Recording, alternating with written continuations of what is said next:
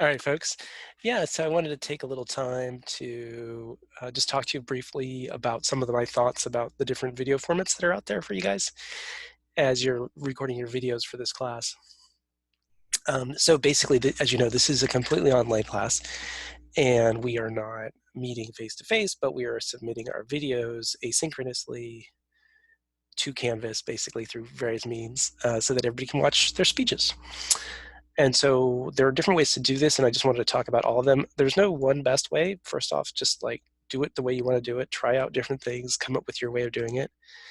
But people do kind of ask me like what they, what I think, and so these are some of my opinions about it, and you probably form your own opinions about it as well. And we can talk about it. Okay, so the first one is the way that people a lot of times will submit their videos is they have submitted them and they submit a link that they have for us, and that link goes to YouTube. So YouTube's really popular, and part of that is it's just in the pop culture, and a lot of our students like use YouTube anyway, so it's just perfect for them. I use YouTube a lot. I'll probably upload this video to YouTube, in fact. But anyway, yeah, with YouTube, basically what you're going to do is you can either record your video and save it on your hard drive and then upload it to YouTube, or alternatively, you can record it live on YouTube. Either way, there's two choices on there, and I've showed you how to do that. There's videos in Canvas for how to do that, so you can take a look at it, and different ways to actually do that. My videos show you how to do it, so you can look at my videos and watch that. A lot of people ask me, well, which is the better way, live one or uploading it? Sometimes students don't like how long it takes to upload, so they like the live version. So that's that. The only other downside I could think of for YouTube is that the main thing, well, a couple things about YouTube. I guess one thing is students accidentally categorize their videos as private and then nobody can see them. So make sure you mark them public and then you avoid that problem entirely. So when they ask you, just, they're going to have like all these choices. Just make sure you click public, or else no one can see the video except you. That's a big thing for some folks. Actually, the biggest problem with YouTube, though, and this is not a big deal, but the very, very first time you use it, they have you do a 24-hour waiting period to upload your video.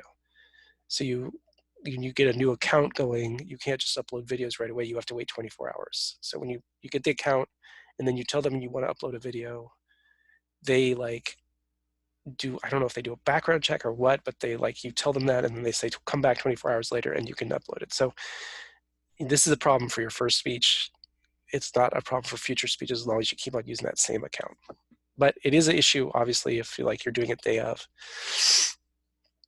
So some people don't use YouTube for that reason. Otherwise, YouTube's pretty good. It's pretty good about telling you how the upload's happening. The upload can take a while sometimes, so just be patient, and it will usually tell you how long the upload is going to take, and it's pretty good at telling you what's happening. So anyway, YouTube is pretty popular with the students. Another way to do it, though, is through, some people don't like using YouTube for various reasons. They just use Canvas. They upload it to Canvas. And if you go into Canvas, again, I made videos on how to do that. You can upload it to Canvas. So that works really good. And the only thing about Canvas is it takes a long time to upload. So sometimes people complain about that. And then sometimes with Canvas, the problem they run into is that while it's uploading, which does take a long time, it doesn't tell you what it's doing sometimes, so it's confusing. It looks like it's frozen, but it's actually still uploading. So what I do is I start uploading, and then I go do the dishes, vacuum the house, and come back. And then a lot of times I can see if things are working. Hey, how's it going? We're just charging a computer here. No problem. Do you want me to charge it for you? All right. Yeah, so sorry about that interruption. There we go. All right. So yeah, Canvas takes a while sometimes. You can also record things live in Canvas as well. So that's another thing that people do sometimes. Again, it can take a long time to upload, so that can be kind of an issue. And sometimes when you're uploading after you've recorded it, it seems like it's frozen, but it's actually just doing it. So that's another reason people sometimes don't veer towards Canvas. Another choice is Flipgrid. Now, Flipgrid is a private software package that's provided for you for free in Canvas. Make sure you use the Flipgrid link in our Canvas course. Don't just try to go to Flipgrid. And you can upload videos there from your hard drive, or you can actually record them live. Most people record them live, but you can upload them as well if you have them on your hard drive. Really, there's no disadvantage to Flipgrid at all. It's perfect. It tells you exactly what's going on all the time, so you're not worried about it freezing. It's a quick uploader. It's super user-friendly. You just hit the big green button and plus button, and it lets you record or upload. Once you're done, one little thing about Flipgrid some people complain about is that it has 2 scroll bars, so make sure you know which scroll bar is there, or else you might not see how you can play your video back and all that. But aside from that, it's pretty good. If you click play on your video, you can share it, and then you can grab the link. Regardless of how you do it, whenever you get all those 3 ways, make sure that you copy the link over, definitely with Canvas, with Flipgrid and YouTube. Get that link and copy it over into the Canvas discussion forum for that assignment, and make sure it's a hot link. And if you don't know how to make a hot link, you can just click the little hot, when you click it, highlight it, and then click the little link button, the little thing that looks like a chain, and then you can do it that way, and that way it'll be a hot link.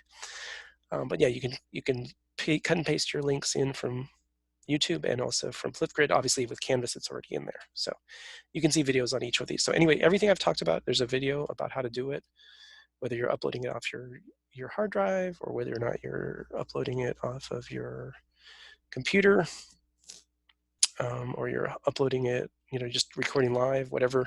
There's directions. There's a video on how to do it, and you can try it out. And tell me, actually, at the end of the semester, tell me which one you prefer after trying the different ways. Like I said, a lot of my students just use YouTube because that's what they're familiar with, but actually Flipgrid's a really good option. And some people use Canvas. What you don't want to do is attach a video in Canvas to the discussion, because then the video, it'll work maybe for your first video, but then after that it'll be too big and it'll exceed the size, and there'll be other issues. So don't do that. Yeah, so those are some things. What's nice about YouTube is it doesn't care about how long your video is. You can upload as long a video. It doesn't have any limits. Pretty much, I imagine there are some limits, but it's, for most of our speeches, is not a problem. The limit for Flipgrid is 10 minutes. And the file size gets too big for Canvas. Canvas starts giving you some trouble. So that's the reason why some people get away from Canvas. Sometimes it's just the restrictions on the file size. Yeah, so those are some basic overviews. Email me if you have any questions through the email system in Canvas. But otherwise, those are some formats to use. Just try them out. Just make sure you don't procrastinate.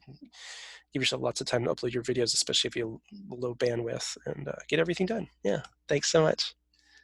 Have fun, and email me if you have questions.